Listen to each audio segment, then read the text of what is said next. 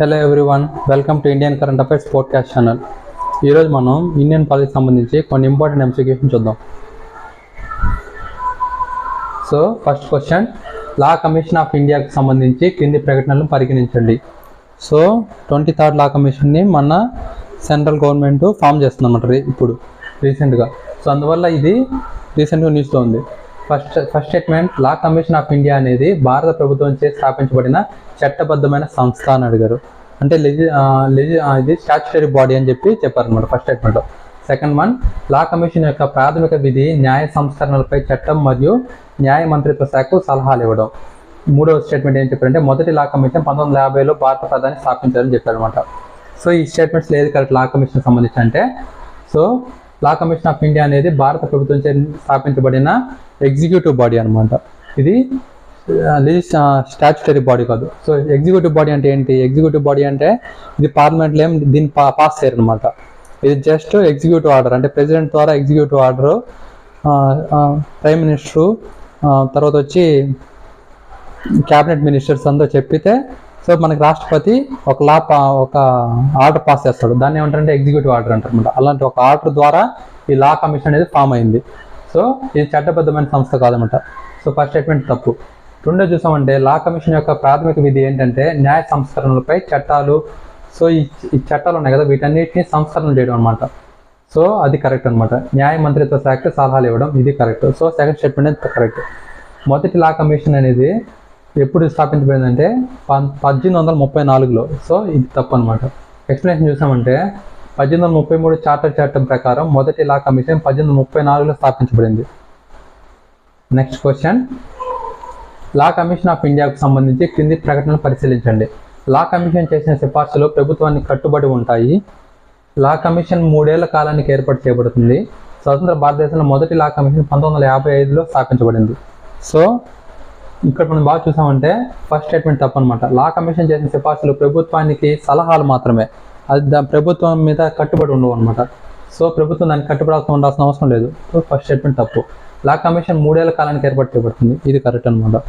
స్వతంత్ర భారతదేశంలో మొదటి లా కమిషన్ 1955లో స్థాపించబడింది, ఇది ఇక్కడ correct statement. So law commission చేసిన సిఫార్సులు ప్రభుత్వానికి కట్టుబడి ఉండవు. లా కమిషన్ 3 ఏళ్ల కాలానికి ఏర్పాటు చేయబడుతుంది. స్వతంత్ర భారతదేశంలో మొదటి లా కమిషన్ 1955లో స్థాపించబడింది. సో నెక్స్ట్ క్వశ్చన్, 23వ లా కమిషన్ ఆఫ్ ఇండియాకు సంబంధించి కింది ప్రకటనలు పరిశీలించండి. సో కొత్తగా 23వ దాన్ని లా కమిషన్ని మనకి ఫామ్ చేశారు, దాని గురించి అడుగుతున్నారు. సెప్టెంబర్ 1, 2024 నుండి ప్రారంభమయ్యే 3 ఏళ్ల కాలానికి 23వ లా కమిషన్ ఏర్పాటు చేశారు. 23వ లా కమిషన్ యొక్క ప్రాథమిక ఆదేశం వాడుకలో లేని చట్టాల రద్దును సమీక్షించడం మరియు సిఫార్సులు చేయడం. మూడవది, 23వ లా కమిషన్ చైర్పర్సన్ తప్పనిసరిగా సుప్రీంకోర్టులో పనిచేస్తున్న న్యాయమూర్తి అయి ఉండాలి. 23వ లా కమిషన్ ఆహార భద్రత మరియు నిరుద్యోగంపై ప్రపంచీకరణ ప్రభావాన్ని కూడా పరిశీలిస్తుంది.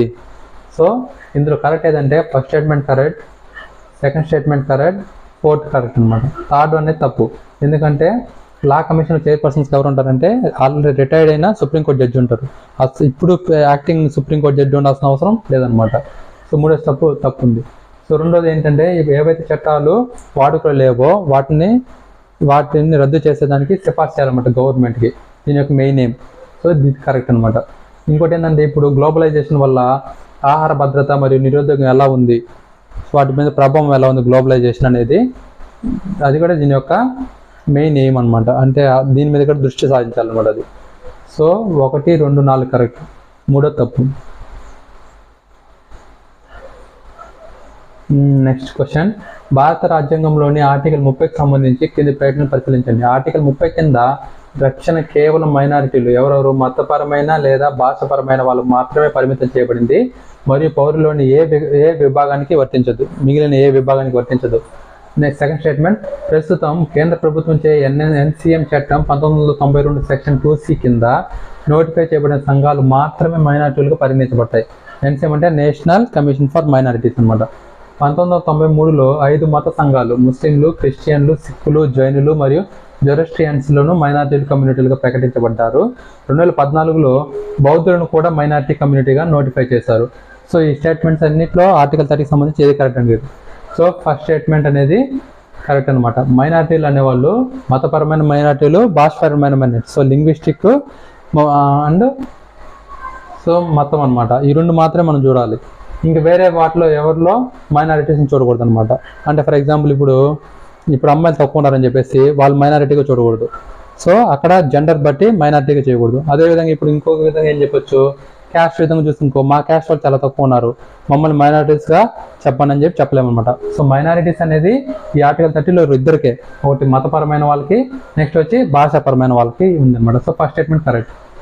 ఇక్కడ సెకండ్ స్టేట్మెంట్ కరెక్ట్ అనమాట. 1992 సెక్షన్ 2C కింద ఎవరైతే నోటిఫై చేస్తారో వాళ్ళు మాత్రమే మైనారిటీలుగా పరిగణించబడతారు.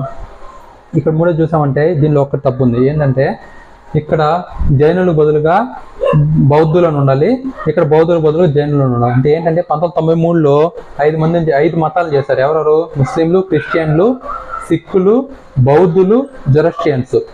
తర్వాత 2014లో జైనులను కూడా యాడ్ చేశారనమాట. సో మూడో స్టేట్మెంట్ తప్పు. సో నెక్స్ట్ క్వశ్చన్,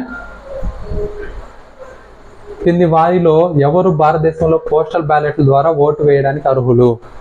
భారత రాష్ట్రపతి, ఉపరాష్ట్రపతి, గవర్నర్లు మొదలైన ప్రత్యేక ఓటర్లు, సాయుధ బలగాలు, పారామిలిటరీ బలగాలు మరియు ప్రభుత్వ ఉద్యోగులతో సహా సేవా ఓటర్లు, తమ సొంత నియోజకవర్గాలకు దూరంగా ఎన్నికల విధుల్లో ఉన్న ఓటర్లు. నివారణ నిర్బంధంలో, సో కొంతమందిని నిర్బంధంలో ఉంచుతారన్నమాట, వాళ్ళు ఉన్న ఓటర్లు అనమాట. దీనికి ఇంగ్లీష్ టర్మ్ ఏంటంటే ప్రివెంటరీ డిటెన్షన్ అనమాట. ప్రివెంటరీ డిటెన్షన్ దాంట్లో ఉన్న వాళ్ళని కూడా వీళ్ళని మనం ఓటు వేయించవచ్చు అనమాట. సో ఎవరు పోస్టల్ బ్యాలెట్ ద్వారా ఓటు వేయడానికి అర్హులు అంటే వీళ్ళందరూ కూడా అర్హులే అనమాట. సో భారతదేశంలో పోలింగ్ స్టేషన్లు వ్యక్తిగతంగా ఓటు వేయలేని నిర్దిష్ట వర్గాల ఓటర్లు పోస్టల్ బ్యాలెట్లు అనుమతించబడ్డాయి. సో వాళ్ళు ఎవరంటే ప్రత్యేక ఓటర్లు, తర్వాత ఏంటంటే సాయుధ బలగాలు, ఇంకా ఎవరైతే ఎలక్షన్ డ్యూటీలో పనిచేస్తున్నారో వాళ్ళు. అది కాకుండా ప్రివెంటివ్ డిటెన్షన్లో ఉన్న వ్యక్తులు కూడా మనకి ఈ విధంగా పోస్టల్ బ్యాలెట్ యూజ్ చేసుకొని ఓట్లు వేయచ్చు అనమాట. నెక్స్ట్ క్వశ్చన్, క్రింది ప్రకటనలను పరిగణించండి.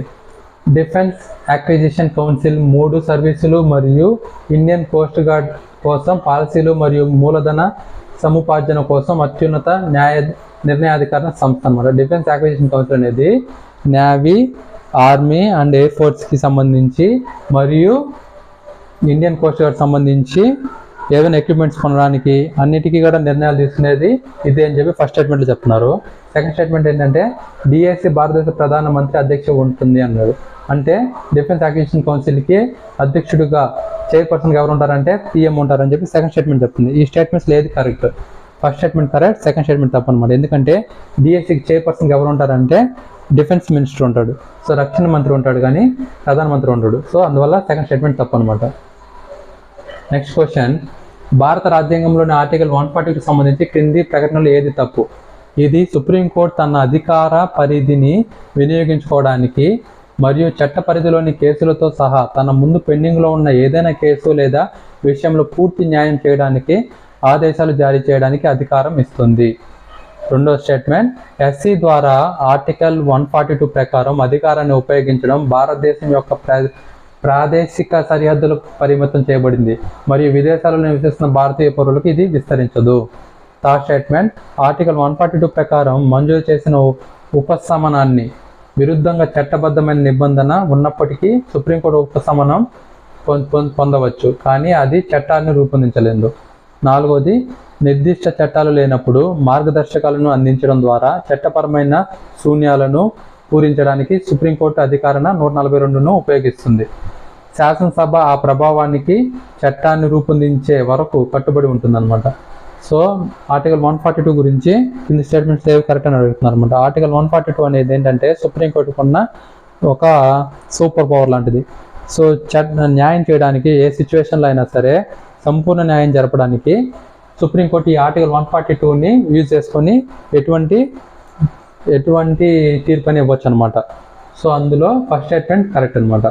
సో ఇక్కడ ఏంటంటే భారతీయులు భారతదేశంలో ఉన్నప్పుడే ఏది అప్లికేబుల్, అవుట్ సైడ్ ఉంటే అప్లికేబుల్ కాదని చెప్పేది తప్పు అనమాట. ఇక్కడ మనకి ఏ తప్పు అని అడిగారు కాబట్టి సెకండ్ స్టేట్మెంట్ తప్పు. మూడో స్టేట్మెంట్ చూసామంటే ఏంటంటే ఒక పర్సన్ ఆ చట్టంలో ఉన్నప్పటికీ కూడా తనని రిలీవ్ చేయొచ్చు అనమాట. అంటే అతన్ని రిలీవ్ చేసడానికి చట్టంలో లేదు, అయినా కానీ సుప్రీంకోర్టు అనుకుంటే సో ఈ కేసులో, ఈ పర్టికులర్ కేసులో ఇదే న్యాయం అని చెప్పి సుప్రీంకోర్టు ఫీల్ అయితే 142 ప్రకారం వాళ్ళని వదిలిపెట్టచ్చు అనమాట. అంతేగాని ఇది చట్టాలను రూపొందించలేదు అనమాట. సుప్రీంకోర్టు అనేది చట్టాలను రూపొందించలేదు దీన్ని ఉపయోగించుకొని. సో అది ఇంకోటి ఏంటంటే కొన్ని చట్టాలు లేనప్పుడు మార్గదర్శకాలని సుప్రీంకోర్టు ఇవ్వచ్చు అనమాట. ఈ అధికారం అంటే ఈ ఆర్టికల్ ప్రకారం కొన్ని చట్టాలను ఇవ్వచ్చు. ఫర్ ఎగ్జాంపుల్ 1990 ఆ సమయంలో, 98 ఆ సమయంలో వర్క్ చేస్తున్న ఉమెన్స్కి వర్క్ ప్లేస్లో సేఫ్గా ఉండడానికి గైడ్లైన్స్ లేవన్నమాట. సో హెరాస్మెంట్స్ అవంతా కూడా చేయకూడదు అని చెప్పి ఎటువంటి చట్టాలు లేవన్నమాట. అలాంటి కేసులో ఏం చేసిందంటే సుప్రీంకోర్టు విశాఖ గైడ్లైన్స్ అని చెప్పి కొన్ని గైడ్లైన్స్ని వదిలిందనమాట. ఎలా స్త్రీలని సురక్షితంగా ఉంచాలి వర్క్ ప్లేస్లో అని చెప్పేసి కొన్ని గైడ్లైన్స్ని ఇచ్చింది. అది ఎప్పుడు దాకా అప్లికబుల్గా ఉంటుందంటే శాసనసభ అంటే ఏవైతే పార్లమెంట్ ఉందో నెక్స్ట్ దాని మీద చట్టం చేసేంత వరకు అది అప్లికేబుల్ ఉంటుంది అనమాట. సో రీసెంట్గా శాసనసభ వర్క్ ప్లేస్లో ఉమెన్స్కి ప్రొటెక్షన్ కోసం ఒక చట్టం తెచ్చింది. సో అప్పటి వరకు అవి ఆ గైడ్లైన్స్ అనేటివి అమల్లో ఉన్నాయన్నమాట. సో డి స్టేట్మెంట్ కరెక్ట్ అన్నమాట. నెక్స్ట్ క్వశ్చన్, భారత రాజ్యాంగం ఊహించిన విధంగా ప్రజాస్వామ్య సెటప్లో న్యాయ వ్యవస్థ యొక్క పాత్ర యొక్క సైద్ధాంతిక మరియు సంభావిత చట్టాన్ని ఈ క్రింది స్టేట్మెంట్లో ఏది ఖచ్చితంగా ప్రతిబింబిస్తున్నాయి? సో భారతదేశం యొక్క న్యాయ వ్యవస్థ గురించి ఏ స్టేట్మెంట్స్ కరెక్ట్ ఉంది, మన రాజ్యాంగంలో ఎటువంటి న్యాయ వ్యవస్థ ఉండాలని చెప్పి మెన్షన్ చేశారు అని చెప్పి అడుగుతాను అనమాట. అధికారుల విభజన సిద్ధాంతం న్యాయ వ్యవస్థ యొక్క రిటైర్డ్ సభ్యుడు న్యాయ వ్యవస్థ స్వతంత్రతను నిర్ధారించడానికి శాసనసభ లేదా కార్యనిర్వహణ సభ్యునిగా ఉండకుండా నిషేధించింది.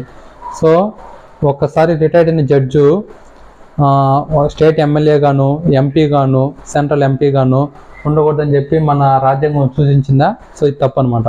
రిటైర్డ్ అయిన పర్సన్ ఎంపీగా వెళ్ళొచ్చు, ఎమ్మెల్యేగా గెలవచ్చు, ఏదైనా చేయొచ్చు అనమాట. సో ఫస్ట్ స్టేట్మెంట్ తప్పు. ఇంకోటి చూసామంటే న్యాయ సమీక్ష భారత న్యాయ వ్యవస్థలో ఒక భావనగా శాసన చట్టాల యొక్క రాజ్యాంగ భద్రతను పరిశీలించడానికి పరిమితం చేయబడింది మరియు కార్యనిర్వాహక చట్టాలను విస్తరించదు. అంటే న్యాయ సమీక్ష అంటే జ్యుడిషియల్ రివ్యూ అనేది ఓన్లీ లెజిస్లేటివ్ యాక్ట్స్ మాత్రమే ఉంటుంది, ఎగ్జిక్యూటివ్ యాక్ట్స్ ఉండదు అని చెప్పి ఈ స్టేట్మెంట్ చెప్తుంది. ఇది తప్పు కదా. సో న్యాయ సమీక్ష అనేది బోత్ లెజిస్లేటివ్ యాక్ట్స్కి ఉంటుంది, అదేవిధంగా ఎగ్జిక్యూటివ్ యాక్ట్స్ కూడా ఉంటుంది. కాబట్టి ఇది తప్పు అనమాట. అదే మనం ఇప్పుడు యూకేలో చూసామనుకోండి, యూకేలో ఓన్లీ ఎగ్జిక్యూటివ్ యాక్ట్స్కి మాత్రమే న్యాయ సమీక్ష ఉంటుంది అనమాట, అంటే జ్యుడిషియల్ రివ్యూ ఉంటుంది.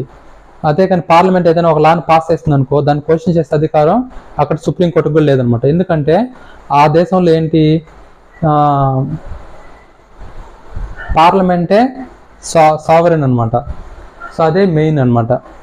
కానీ మన దేశంలో ఏంటి మెయిన్ అంటే కాన్స్టిట్యూషన్ అనేది మెయిన్ అనమాట.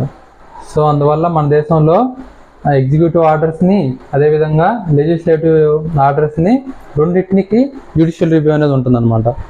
సో జ్యుడిషియల్ రివ్యూ అంటే ఏంటి, ముందుగా న్యాయ సమీక్ష అంటే ఏంటంటే ఒక తీర్పు, ఒక చట్టం అనేది కాన్స్టిట్యూషన్కి అనుగుణంగా ఉందా లేదా, అగైన్స్ట్ కాన్స్టిట్యూషనా, యాంటీ కాన్స్టిట్యూషన్ అని చెప్పి దాన్ని సమీక్ష చేస్తున్నారు, దాన్ని న్యాయ సమీక్ష అంటారు అనమాట.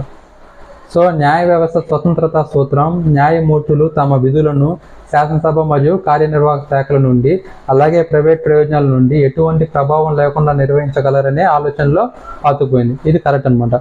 సో మన కాన్స్టిట్యూషన్ ఎలా ఉంటుందంటే న్యాయమూర్తులు ఎవరికి ఇన్ఫ్లుయెన్స్ అవ్వకూడదు అని చెప్పేసి న్యాయ వ్యవస్థ స్వతంత్రత సూత్రాన్ని ఫాలో అవుతున్నారు అనమాట. అంటే ఇండిపెండెన్స్ ఆఫ్ జ్యుడిషియరీ, దాన్ని ఫాలో అవడం వల్ల వీళ్ళు శాసనసభలకు కానీ చట్టాలకు కానీ అదేవిధంగా ఎగ్జిక్యూటివ్స్ కానీ ఎవరికి భయపడరు అని చెప్పి న్యాయ వ్యవస్థ స్వతంత్ర యొక్క సూత్రం అనమాట.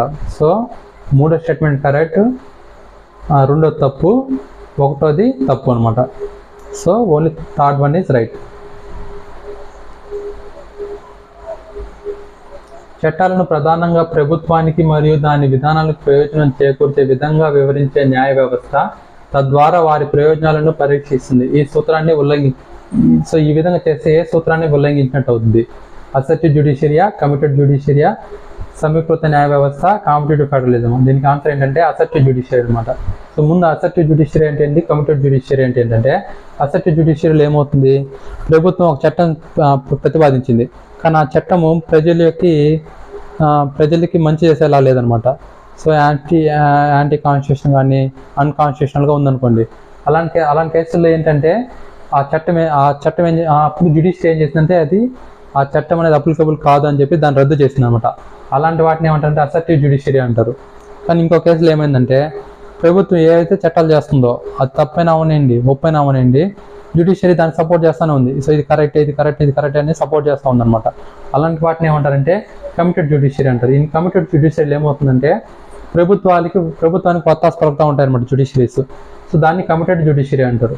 సో ఇప్పుడు ఇక్కడ ఇచ్చిన ఎక్స్ప్లెనేషన్ అనేది కమిటెడ్ జ్యుడిషియరీకి సంబంధించింది. సో చట్టాలు ప్రధానంగా ప్రభుత్వానికి మరియు దాని యొక్క విధానాలకు ప్రయోజనం చేకూర్చే విధంగా ఉన్నాయన్నమాట. అవన్నీ కూడా కమిటెడ్ జ్యుడిషియరీ. ఏ సూత్రాన్ని ఉల్లంఘిస్తుంది అని క్వశ్చన్లు అడిగారు కాబట్టి అది అసర్టివ్ జ్యుడిషియరీని ఉల్లంఘిస్తుంది అనమాట.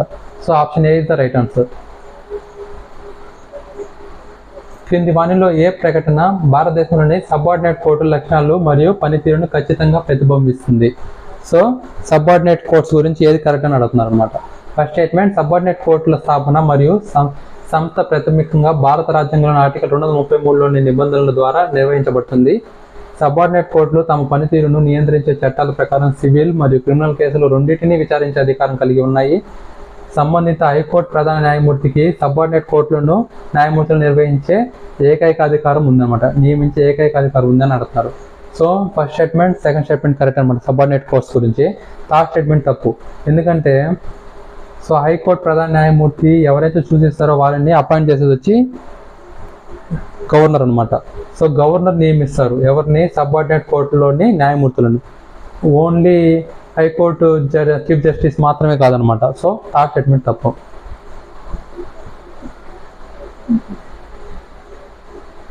సో ఇక్కడ మనం చూసామంటే సివిల్ కోర్టుకి క్రిమినల్ కోర్టుకి సెషన్ కోర్టుకి డిఫరెన్స్ ఇచ్చారన్నమాట. సివిల్ కోర్టులో ఏంటంటే ఆస్తి, డబ్బు, వివాహం, విడాకులు మరియు ఇలాంటి వాటన్నిటిని సివిల్ కోర్టు చూసుకుంటుంది.